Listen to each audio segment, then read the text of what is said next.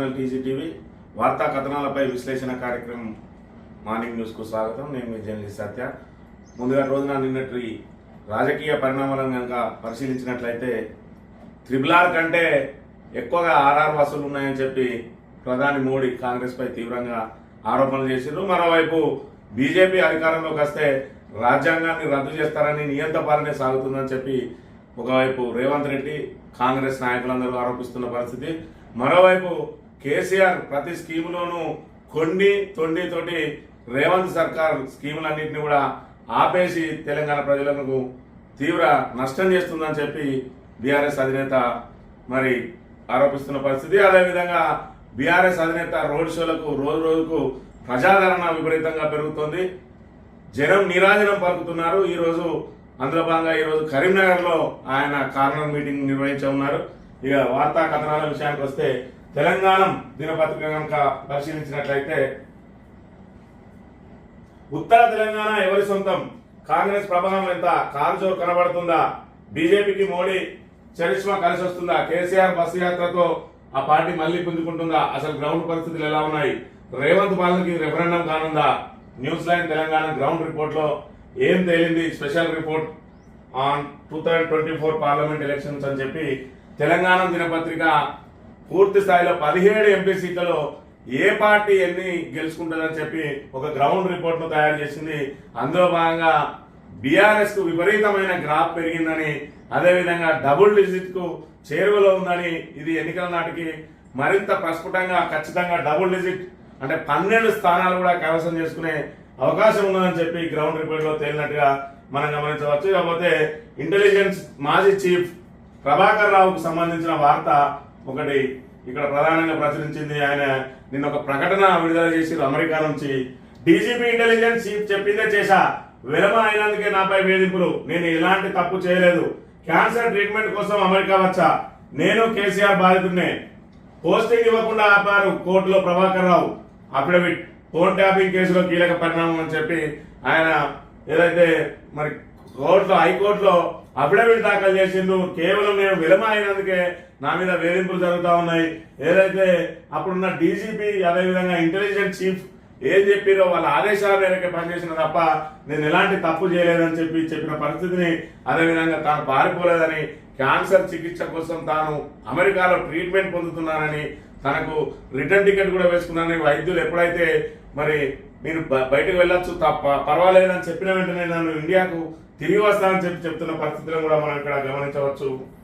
ఇక తడిసిన ధాన్యం కొంటాం, మద్దతు ధర ఇస్తాం, పెండింగ్ లోనే రైతు అంశాలు మంత్రి తుమ్మల అని చెప్పి రాష్ట్రంలో కురిసిన అకాల వర్షాల వల్ల తడిసిన ధాన్యాన్ని మద్దతు ధరకే కొనుగోలు చేస్తామని వ్యవసాయ శాఖ మంత్రి తుమ్మల నాగేశ్వరరావు హామీ ఇచ్చారు. పార్లమెంటు ఎన్నికల ప్రచారంలో భాగంగా బుధవారం ఖమ్మంలో జరిగిన కిసాన్ కాంగ్రెస్ ఆత్మీయ సమ్మేళనంలో పాల్గొన్నారు. ఈ సందర్భంగా ఆయన మాట్లాడుతూ తడిసిన ధాన్యంతో రైతులు ఎవరు అధైర్యపడొద్దన్నారు. ఇటీవల నష్టపోయిన రైతులకు పరిహారం త్వరలోనే అందజేస్తామన్నారు. ఇకపై పంటలకు ప్రభుత్వమే బీమా ప్రీమియం చెల్లిస్తుందని ప్రకటించారు. తడిసిన ధాన్యం కొంటాం, మరి మద్దతు ధర కూడా ఇస్తామని చెప్పి ఇక్కడ చెప్తున్న పరిస్థితిని మనం ఇక్కడ గమనించవచ్చు.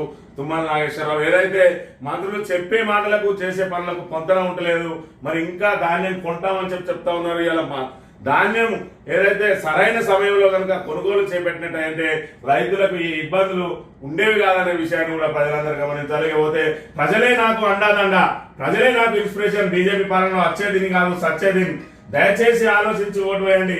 కాంగ్రెస్ పాలనలో పరిశ్రమలు తరలిపోతున్నాయి, హైదరాబాద్ బ్రాండ్ ఇమేజ్ దెబ్బతీస్తోంది, అందరినీ మోసం చేసిన కాంగ్రెస్ పార్టీ, పోలీసులు హత్య చేస్తున్నారు, జాగ్రత్త, పటాన్చెరు దుండిగల్ రోడ్ షోలో కేసీఆర్ అని చెప్పి ఇక్కడ ప్రధానంగా వార్తను ప్రచురించింది.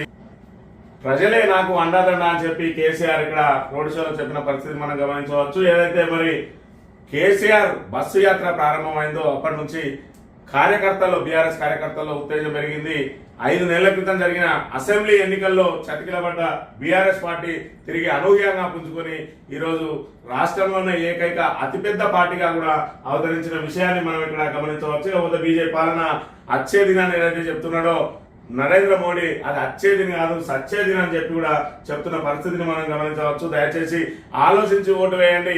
ఇప్పటికే మోసపోయిండు, ఏదైతే అబద్ధ హామీలను నమ్మి ఇక ముందు కూడా మోసపోకుండా ఉండాలంటే మరి ఖచ్చితంగా బీఆర్ఎస్ ను ఆదరించి గెలిపించండి, మేము వాళ్ళ మెడలు వంచైనా సరే ప్రభుత్వం మెడలు వంచైనా హామీలను అమలు చేయిస్తామని చెప్తున్న పరిస్థితిని మనం ఇక్కడ గమనించవచ్చు. ఇకపోతే దమ్ముంటేరా రేవంత్ రెడ్డికి కేటీఆర్ సవాల్, ములాఖాతులో క్రిషాంక్ భేటీ, చేయని తప్పుకు జైల్లో వేశారనే ఆగ్రహం ఏదైతే మరి ఉస్మానియా యూనివర్సిటీకి సంబంధించి దాని చీఫ్ వార్డెన్ ఇచ్చిన లేఖ గత సంవత్సరం విడుదల చేసిన ఏదైతే సర్క్యులర్ ఉన్నదో దాన్ని రేవంత్ రెడ్డి ఫోర్జరీ చేసిందని దాని అసలు లేఖను క్రిషాంక్ మరి సోషల్ మీడియాలో పోస్ట్ చేస్తే క్రిషాంక్ ని అరెస్ట్ చేశారని, అది ఎవరిది అసలు తేల్చుకుందా, ఒకవేళ క్రిషాంక్ పోస్ట్ చేసిన లేఖ ఏదైతే సర్క్యులర్ ఉన్నదో ఆ సర్క్యులర్ కనుక నకిలీదని తేలితే నేను కూడా జైలుకు పోవడానికి సిద్ధంగా ఉన్నా అని చెప్పి మరి ఇక్కడ కేటీఆర్ సవాల్ చేస్తున్న పరిస్థితి.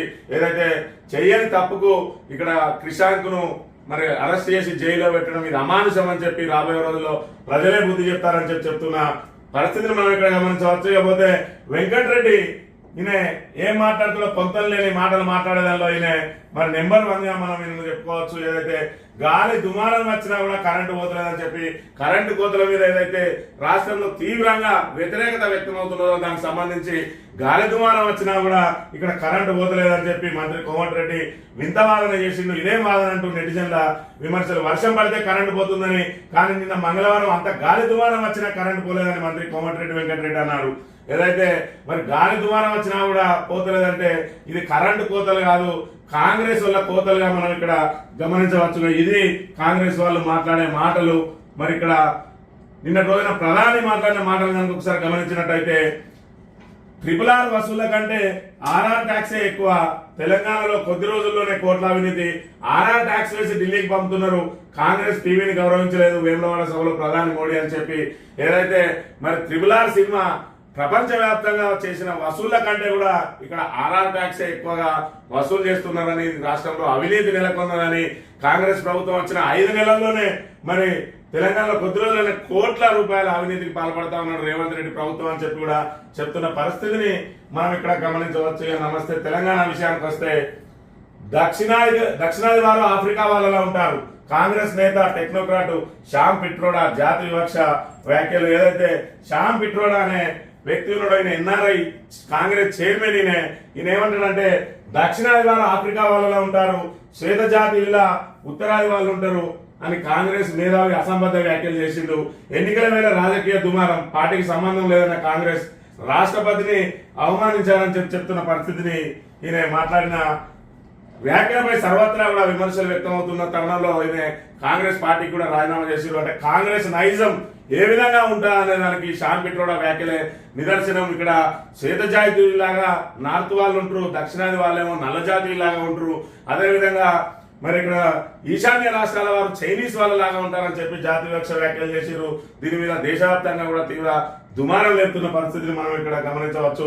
ఏవైతే రేవంత్ సర్కార్ పై టీచర్ల విముఖత, ఫేషియల్ అటెండెన్స్ పై మండిపాటు, ఓటేసినందుకు మోసం చేస్తారా, ఉపాధ్యాయ సంఘాల ఆగ్రహం, తడాకా చూపిస్తామని హెచ్చరిక. ఏదైతే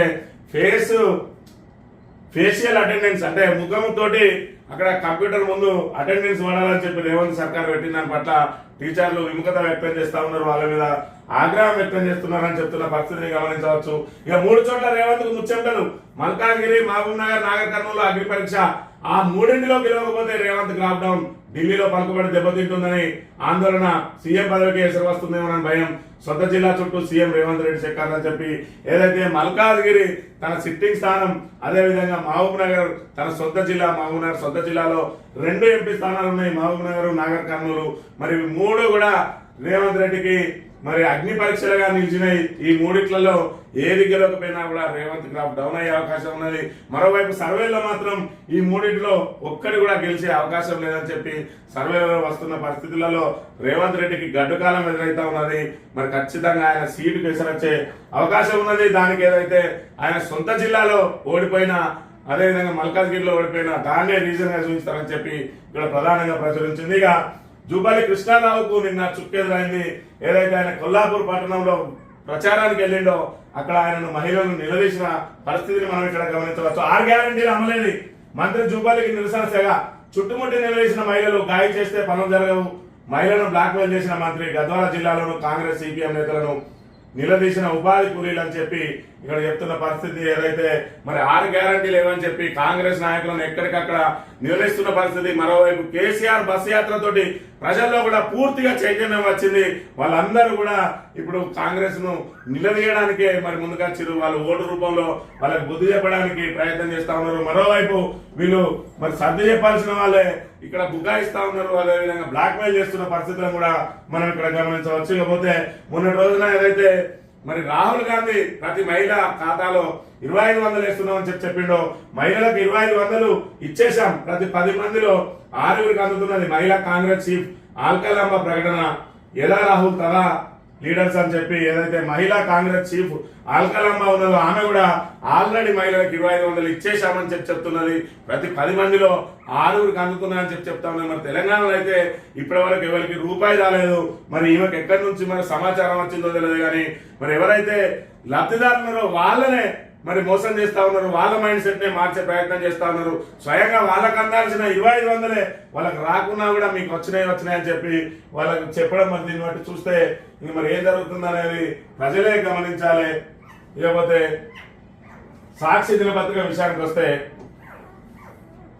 సాక్షిలో ప్రధానంగా బీజేపీ మళ్ళీ వస్తే హైదరాబాద్ యూటీనే, ఢిల్లీ నుంచి హైదరాబాద్ ను పాలించే కుట్ర అమలు చేస్తారు. సాక్షి ఇంటర్వ్యూలో డిప్యూటీ సీఎం మల్లు భట్టి విక్రమార్క, రిజర్వేషన్ల అమలు బీజేపీకి ఇష్టం లేదు, అందుకే కులగణన ఒప్పుకోవట్లేదు, ఎస్సీ ఎస్టీల రిజర్వేషన్లను తొలగిస్తారు, బీఆర్ఎస్ పని అయిపోయింది, అందుకే కేసీఆర్ దిగజారిపోయారు, కరెంట్ ఉందో లేదో వైర్లు పట్టుకొని చూస్తే అర్థమవుతుందని వ్యాఖ్య. ఏదైతే మరి కరెంటు కోతలు ఉన్నాయని చెప్తే ఈయన అర్ధరహితమైన వ్యాఖ్యలు చేస్తా ఉన్నారు. ఏదైతే అధికారం మరి మత్తు నెత్తికెక్కి వీళ్ళు నోటికొచ్చినట్టుగా మాట్లాడుతూ ఉన్నారు. మరోవైపు మల్లు భట్టి విక్రమార్క భార్య ఆయన సతీమణి నందినికి ఏదైతే టికెట్ రాలేదో ఆయన ఇప్పటి వరకు ప్రచారంలో అయితే ఎక్కడ కనబడతలేడు. కేవలం ఇక్కడ సాక్షికి ఇచ్చిన ఇంటర్వ్యూలోనే మాట్లాడుతున్నారు. దాన్ని కూడా కేటీఆర్ పదే ఏదైతే చెప్తా ఉన్నాడో హైదరాబాద్ ను కేంద్ర పాలిత ప్రాంతం చేస్తారని దాన్నే ఉటంకిస్తూ నిన్న ఆయన చేసిన వ్యాఖ్యలను మనం ఇక్కడ గమనించవచ్చు. లేకపోతే ఆర్ఆర్ ట్యాక్స్ 1000 కోట్లు, సగం రాష్ట్రంలోని 6కు, సగం ఢిల్లీలోని 6కు పంపకం, వేములవాడ వరంగల్ బీజేపీ సభల్లో ప్రధాని మోడీ అని చెప్పి మరి ఏదైతే రాహుల్ ట్యాక్స్ అదేవిధంగా రేవంత్ ట్యాక్స్ వసూలవుతుందని చెప్పి ఆయన ఆరోపిస్తున్న పరిస్థితిని మనం ఇక్కడ గమనించవచ్చు. ప్రతి స్కీమ్ లో కొండి 2500 ఆర్థిక సాయంపై రాహుల్ కూడా అబద్ధాలు చెప్పారు. ప్రధాని మోదీతో తెలంగాణకు పైసా కూడా లాభం లేదు, కాంగ్రెస్ ఓటేస్తే బీజేపీకి మేలు జరుగుతుంది, ఈ దేశం ఈ రాష్ట్రం మనది, అందరం ఏకమై కాపాడుకోవాలని చెప్పి నిన్న కేసీఆర్ పిలుపునిచ్చిన పరిస్థితి. మరోవైపు కేసీఆర్ సభలకు విశేషంగా జనం హాజరైతా ఉన్నారు. మరి జనం నీరాజన పలుకుతున్న పరిస్థితులను కూడా మనం ఇక్కడ గమనించవచ్చు. ఏదైతే రోజు కూడా బీఆర్ఎస్ గ్రాఫ్ పెరుగుతా ఉన్నది. ఏదైతే ఒక్క సీటు కూడా రాదని చెప్పి ఇక్కడ రేవంత్ రెడ్డి సవాల్ చేసిండో దాన్ని ప్రతిష్టాత్మకంగా తీసుకున్న బీఆర్ఎస్ అధినేత మరి కాలుకు బలపం కట్టుకుని తిరుగుతున్న పరిస్థితులను మనం ఇక్కడ గమనించవచ్చు.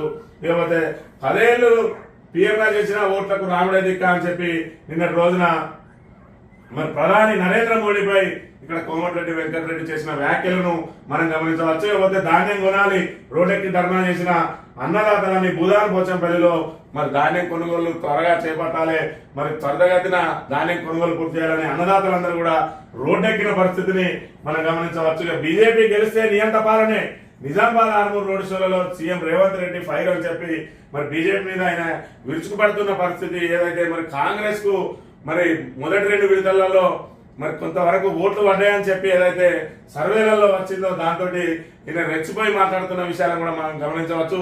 ఒకవైపు మోడీకి ఆల్రెడీ అమ్ముడు పోయిందని చెప్పి లొంగిపోయిందని చెప్పి చెప్తున్న పరిస్థితులలో ఈరోజు తన మీద ఉన్న ముద్రను కనీసం తాను మారే వరకైనా తన మీద ఉన్న ముద్రను మరి చేయడానికి అదే చెరిపేసుకోవడానికి అదేవిధంగా 2 పడవల మీద ఇటు కాంగ్రెస్ పడవ మీద అటు బీజేపీ పడవ మీద కూడా ఈయన ప్రయాణం చేస్తున్న పరిస్థితులను కూడా మనం ఇక్కడ గమనించవచ్చు. ఇకపోతే ఆంధ్రజ్యోతి విషయానికి వస్తే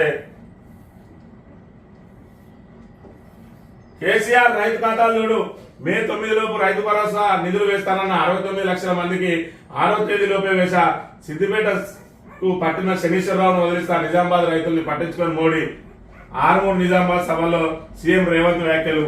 ఇక అబద్దాలు ఆడడంలో బ్రాండ్ అంబాసిడర్ గా మారిన మరి రేవంత్ రెడ్డి, అబద్దాలకే బ్రాండ్ అంబాసిడర్ గా మారిన రేవంత్ రెడ్డి మళ్ళీ రైతు బంధు ఆల్రెడీ వేసేసినాం, ఈసీ బ్రేకులు వేసినా అప్పటికే మరి ముట్టున్నాయని చెప్తున్న పరిస్థితి. రైతుల ఖాతాలను చూడమని అంటా ఉన్నాడు. మరి ఏ విధంగా ఇప్పటి వరకు ముట్టినాయి ఆయన 2 రోజుల పాటు వేస్తారని చెప్పి 6 తారీఖు తర్వాతనే అందులో మరి ఏదైతే డబ్బులు జమ అయినాయి 6 తారీఖు రోజు, మరి ఆ రోజు నుంచి 7-8 తేదీలలో వాళ్ళ డిస్బర్స్మెంట్ స్టార్ట్ చేస్తా ఉన్నారు. 7వ తేదీ కొంతమంది వేగంగానే ఈసీ బ్రేకులు వేయడంతో అవి అక్కడే అయిపోయినాయి. మరి ఈయన మాత్రం 13వ తేదీలోపు అది పూర్తి స్థాయిలో తెలిసేది ఉన్నదా చేసేది ఉన్నదా అని చెప్పి ఆయన మరి మేము ఆల్రెడీ వేసేసినామని చెప్తున్న పరిస్థితిని మనం గమనించవచ్చు. ఈ రకంగా ఒక ముఖ్యమంత్రి ఇన్ని అబద్ధాలు ఆడితే ఇంకా ప్రజలు ఎవరితో చెప్పుకోవాలో అర్థం కాని పరిస్థితి ఉన్నది. ఈ ఆదాని అంబానీ నుంచి ఎంత ముట్టింది? 5 ఏళ్ళుగా విమర్శలు, ఇప్పుడు మౌనమేళ. ఎన్నికల సమయంలోనే ఈ మార్పు ఏమిటి? టెంపోలో ఎంత నల్లధనం అందింది? కాంగ్రెస్ పై ప్రధాని మోదీ ప్రశ్నల వర్షం అని చెప్పి ఏదైతే అంబానీ ఆదానీల మీద కాంగ్రెస్ పార్టీ విరుచుకపడేదో మరి 5 ఏళ్ల పాటు విమర్శించారు, ఇప్పుడెందుకు ఆగిపోయినాయి అని చెప్పి అడుగుతున్న పరిస్థితి. వాళ్ళ దగ్గర నుంచి మీకు కాంగ్రెస్ కు ఫండ్ ఎంత ముట్టింది? మరి ఫండ్ ముట్టడంతో మీరు ఇక్కడ నోరు మూసుకున్నారా అని చెప్పి అడుగుతున్న పరిస్థితిని కూడా మనం గమనించవచ్చు. మరోవైపు ఆదానిని రేవంత్ రెడ్డి మరి శాల్వాలు కప్పి మరి మన రాష్ట్రానికి ఆహ్వానించిన పరిస్థితులను కూడా మనం ఇక్కడ గమనించవచ్చు. చిన్నపాటి వారికి 10 గంటలు కరెంటు పోతుందా? అంతర్జాతీయంగా హైదరాబాద్ ప్రతిష్టకు మసక. రాష్ట్ర ప్రభుత్వ దుర్మార్గ చర్యల వల్లే ఈ దుస్థితి. మేము నగరాన్ని పవర్ ఐలాండ్ గా మార్చాం. ఇప్పుడు రియల్ ఎస్టేట్ వ్యాపారం, ఐటీ రంగం కుదేలైంది. చెదలపు అడుగుకు 75 రూపాయలు సీఎం కు కప్పం. అందుకే 5 నెలలుగా హెచ్ఎండి అనుమతులు బంద్. ఊపిరిన్నంత వరకు రాష్ట్ర ప్రజల కోసమే పోరాడతా అని చెప్పి ఇక్కడ మరి కేసీఆర్ చెప్తున్న పరిస్థితిని మనం గమనించవచ్చు. చిన్నపాటి వానకే 10 గంటల పాటు కరెంటు పోతా ఉన్నది. ఏదైతే కరెంటు కోతలను మరి టెక్నికల్ అంశాలుగా చూపించే ప్రయత్నం చేస్తా ఉన్నారు. రాష్ట్ర వ్యాప్తంగా కరెంటు కోతలు ఉన్నాయని కూడా చెప్తున్న పరిస్థితిని మనం గమనించవచ్చు. మరోవైపు నగరాన్ని మేము పవర్ ఐలాండ్ గా మారిస్తే ఇప్పుడు రియల్ ఎస్టేట్ వ్యాపారం, అదేవిధంగా ఐటీ రంగాన్ని కుదేలు చేసి రాష్ట్ర ప్రతిష్టను మస్కబారుస్తున్నారని చెప్తున్న పరిస్థితిని కూడా మనం గమనించవచ్చు. ఈనాడు దినపత్రిక విషయానికి వస్తే 5 ఏళ్లకు 5 ప్రధానులు. అలాగైతే దేశం అభివృద్ధి చెందుతుందా? ఇండి కూటమిపై ప్రధాని మండిపాటు. దేశం తెలంగాణ అభివృద్ధికి నాది గ్యారంటీ. కాంగ్రెస్ బారాసలది అవినీతి బంధం. RRR కలెక్షన్ నుంచి RRR వసూలు. వేములవాడ వరంగల్ సభలో నరేంద్ర మోడీ అని చెప్పి ఏదైతే ఇండియా కూటమికి కాంగ్రెస్ కూటమికి ఓటేస్తే వాళ్ళు ప్రధాని పదవిని పంచుకుంటా అని చెప్పి చూస్తా ఉన్నారు. ఏడాదికొకరు ప్రధాన పదవిలో ఉండడానికి 5 ఏళ్లకు 5 ప్రధానమంత్రులు అయితే ఉన్నారు. ఇట్లయితే మరి ఏ విధంగా రాష్ట్రం దేశం అభివృద్ధి చెందుతుందని చెప్పి ఆయన ప్రశ్నిస్తున్న పరిస్థితిని మనం గమనించవచ్చు. అదేవిధంగా RRR కలెక్షన్ల కంటే మరి ఇక్కడ RRR కలెక్షన్లే ఎక్కువగా ఉన్నాయని కూడా చెప్తున్న పరిస్థితిని మనం ఇక్కడ గమనించవచ్చు. ప్రమాణంలో ప్రజాస్వామ్యం. రిజర్వేషన్ల రద్దు, రాజ్యాంగాన్ని మార్చేందుకు మోడీ కుట్ర. ఆర్మూర్ నిజామాబాద్ రోడ్ షోలో ముఖ్యమంత్రి రేవంత్ రెడ్డి అని ప్రమాదంలో ప్రజాస్వామ్యం అని ఏదైతే మరి ఇక్కడ బీజేపీకి ఓటేస్తే రాజ్యాంగాన్ని రద్దు చేస్తారని, రిజర్వేషన్లను రద్దు చేస్తారని, మరి నియంత్రణ పాలన సాగుతుందని చెప్పి ఏదైతే మరి మాకు ఈ ఎన్నికలు రెఫరెండంగా భావిస్తామని చెప్పి రేవంత్ రెడ్డి చెప్పిండో ప్రజల నుంచి తీవ్ర వ్యతిరేకత వ్యక్తమై అదేవిధంగా నిరసనలు తెలియడంతో పాటు ఇలా సర్వేలలో కూడా మరి కాంగ్రెస్ పట్ల విముఖత ఉన్నది. 6 గ్యారంటీలు అమలు చేయకపోవడం పట్ల మరి ప్రజలందరూ ఆగ్రహంగా ఉన్నారని తెలియడంతో ఇక్కడ బీజేపీ మీద విమర్శలు ఎక్కుపెట్టి అందులో నుంచి బయటపడడానికి ప్రయత్నం చేస్తున్న పరిస్థితిని మనం ఇక్కడ గమనించవచ్చు. కేసీఆర్ కి సంబంధించి 5 నెలల్లో పరిస్థితులు ఎట్లా తారుమారైనాయని చెప్పి అడుగుతున్న పరిస్థితిని కూడా మనం ఇక్కడ గమనించవచ్చు. ఈ స్థానిక వార్తల విషయానికి వస్తే ప్రశ్నించే గొంతులకు పట్టం కట్టండి. ప్రజా సమస్యలపై పార్లమెంట్ లో ప్రజల తరఫున గొంతెత్తాలంటే రాబోయే ఎన్నికల్లో కారు గుర్తు కోటగాలని బీఆర్ఎస్ పెద్దపల్లి ఎంపీ అభ్యర్థి కొప్పుల ఈశ్వర్ అభ్యర్థించారు. ఏదైతే మరి పెద్దపల్లి ఎంపీ అభ్యర్థి బీఆర్ఎస్ తరఫున పోటీ చేస్తున్న కొప్పుల ఈశ్వర్ ఉన్నాడో ఆయనకు మరి ఇక్కడ పెద్దపల్లి జిల్లా వ్యాప్తంగా అదేవిధంగా మంచిర్యాల జిల్లా వ్యాప్తంగా మరి ఏదైతే ఎంపీ పార్లమెంట్ పరిధిలో 2 జిల్లాలు ఉన్నాయి. 2 జిల్లాలో 7 నియోజకవర్గాల్లో కూడా మరి విపరీతమైన ప్రజాదరణ లభిస్తున్న పరిస్థితి మనం గమనించవచ్చు. ఒకవైపు సింగరేణి కార్మికునిగా పనిచేసిన మరి కొప్పుల ఈశ్వరు ఇక్కడ భూగర్భ కార్మికునికి ఆగర్భ శ్రీమంతునికి ఇక్కడ పోటీ నడుస్తా ఉన్నది. మరి ధనవంతునికి గుణవంతునికి జరుగుతున్న పోటీలో మీరు మరి గుణవంతుని వైపు నిలబడాలని, తన దగ్గర డబ్బులు లేవని, నేను సామాన్య కార్యకర్తగా మరి ఇప్పటికి కూడా మంత్రిగా చేసినప్పటికి కూడా మీలో ఒకటిగా ఉంటూ మరి ఎలాంటి అవినీతి పాల్పడకుండా ప్రజల మధ్య ప్రజల కోసం పనిచేస్తూ ప్రజల సంక్షేమం కోసమే పాటుపడుతున్నా అని చెప్పి ఆయన చెప్తున్న విషయాలకు ఇక్కడ భూగర్భ కార్మికులు అయితేంది, అదేవిధంగా ఉపాధి కూలీలు అయితేంది, మరి రైతులు అయితేంది, ఒకవైపు కాంగ్రెస్ మీద ఉన్న వ్యతిరేకత, మరోవైపు వెంకటస్వామి కుటుంబం మీద ఉన్న వ్యతిరేకత, మరోవైపు మాదిగల తిరుగుబాటుతోటి ఇక్కడ అనూహ్యంగా క్రాప్ పెరిగింది కొప్పులేశ్వర్ కు.